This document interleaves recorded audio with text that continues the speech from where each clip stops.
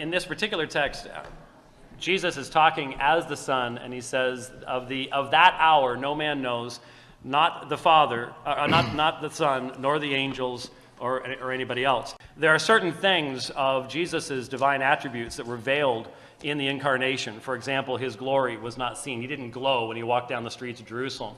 If they were walking in the dark, the disciples didn't get to not use a flashlight or something when Jesus was by because he glowed so much. But obviously, omnipresence, things like that. There was a veiling, and for some purpose that is not explained to us, for some purpose, Jesus, in that particular instance, he has supernatural knowledge elsewhere, but in that particular instance, that particular piece of knowledge has been veiled during the time of the Incarnation.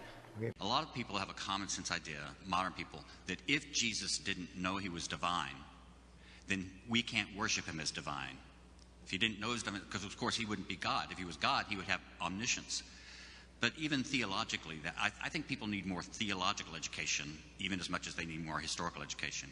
There's been a history of the doctrine of kenosis that goes way back in history, and Christian theologians a lot of Christian theologians have always said when Jesus gave up his full divinity to become fully man, he had to give up some of his divine prerogatives, and one of those things could be omniscience. So the idea that Jesus, we don't have to imagine Jesus as walking around as divine, with a divine consciousness of his own status. And we even can use a very traditional Christian teaching of kenosis. Kenosis comes from the Greek word for emptying.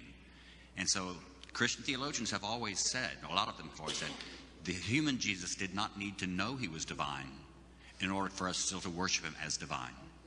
And that's been defended as a Christian doctrine for centuries. Concept of the Trinity only came up after Christians already accepted the deity of Jesus. It was an effort, a philosophical effort to justify something they believed already, an absurdity they believed already. To believe a man is God, they had to come up with an idea of the Trinity. It wasn't that they first came up with the idea of the Trinity and then they said, oh, Jesus is the one that fits into the Trinity. Before Jesus came to the world, no one thought of the Trinity. So the Trinity is an excuse for idolatry.